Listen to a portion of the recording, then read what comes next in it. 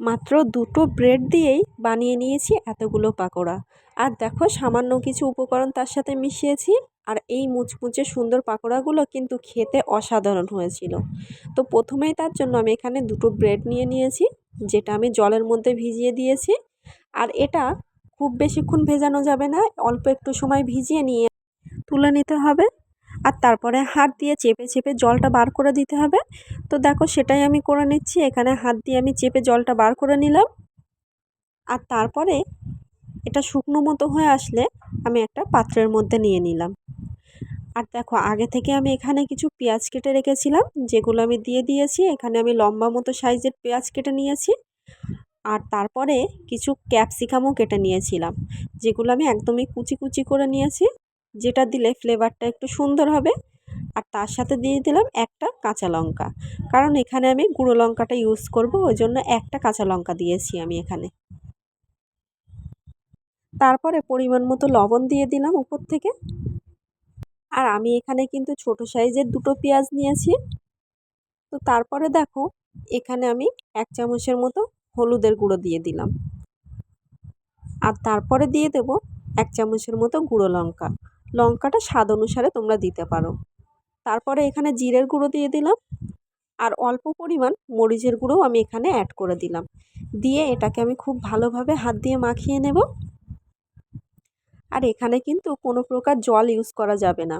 আর যেহেতু পাকোড়া হচ্ছে, তো মনে আসতেই পারে যে এখানে বেসন কিংবা ময়দা আমরা ইউজ করতে পারি, কিন্তু আমরা কোনোটাই ইউজ করব না। শুধুমাত্র ব্রেড দিয়ে আর পেঁয়াজ দিয়ে আমরা আজকে পাকোড়াটা তৈরি করব।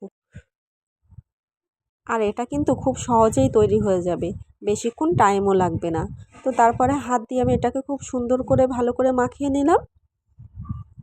আর দেখো এটা মাখানো হয়ে গেছে মোটামুটি। এরপরে আমি হাত দিয়ে এটা গোল গোল করে বানিয়ে নিলাম। তোমরা চাইলে চ্যাপ্টা বা যে কোনো শেপই দিতে পারো, তো আমি এখানে এই শেপটা দিয়ে নিলাম। আর এইগুলো গোল গোল করে এইভাবে আমি রেখে দেবো। এরপরে আমি এটাকে ভেজে নেব। তো দেখো আমি দুটো ব্রেড দিয়ে করেছি, এখানে কতগুলো হয়েছে। আর এটা কত সহজেই দলা পাকিয়ে যাচ্ছে দেখো। একটুখানি হাত দিয়ে চাপ দিলেই গোল গোল মতো শেপ হয়ে যাচ্ছে। তারপরে আমি একটা প্যান বসিয়েছি, যার মধ্যে আমি অল্প পরিমাণ তেল দিয়েছি। আর তার মধ্যে আমি যেগুলো বানিয়ে রেখেছিলাম সেগুলো দিয়ে দেব আস্তে আস্তে। আর গ্যাসের ফ্লেমটা কিন্তু একদমই লোতে রাখতে হবে, না হলে কিন্তু উপর থেকে পুড়ে যেতে পারে। তো তারপরে দেখো আমি সবগুলোই এখানে দিয়ে দিয়েছি একসাথে করে। আর এটা যেরকম পকোড়া ভেজে নেয় সেইভাবেই আমরা ভেজে নেব। তো দেখো এখানে আমি আস্তে আস্তে দিয়ে দিয়েছি। এরপরে একটা একটা করে আস্তে আস্তে উল্টে দেব। আর খেয়াল রাখতে হবে এগুলো যেন ভেঙে না যায়। আর এই পাকোড়ার রেসিপিটা তোমরা কিন্তু বাড়িতে ট্রাই করে দেখতে পারো। একদমই অল্প সময়ে এত সুন্দর একটা নাস্তা হয়ে যাবে, যেটা সন্ধ্যাবেলা বা সকালবেলা চায়ের সাথে খেতে কিন্তু বেশ ভালো লাগবে। আর এটা দেখো এখন হয়ে গেছে মোটামুটি।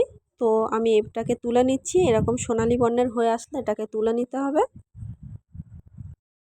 আর এটা গরম গরম খেতেই কিন্তু বেশি ভালো লাগবে, তখন মুচমুচে থাকবে। ঠান্ডা হয়ে গেলে কিন্তু একটু নরম হয়ে যেতে পারে, ওই জন্য গরম গরম খাওয়ারই চেষ্টা করবে এটা। তো দেখো এটা হয়ে এসেছে, আমি সবগুলোই তুলে নিলাম। আর এখন দেখো এটা দেখতে ঠিক এরকম হয়েছে। আর খেতেও কিন্তু অনেক বেশি টেস্টি হয়েছিল। তো তোমাদের যদি ভিডিওটা ভালো লেগে থাকে অবশ্যই একটা লাইক করবে আর চ্যানেলটিকে সাবস্ক্রাইব করে নেবে। তো দেখা হচ্ছে আবার পরের ভিডিওতে।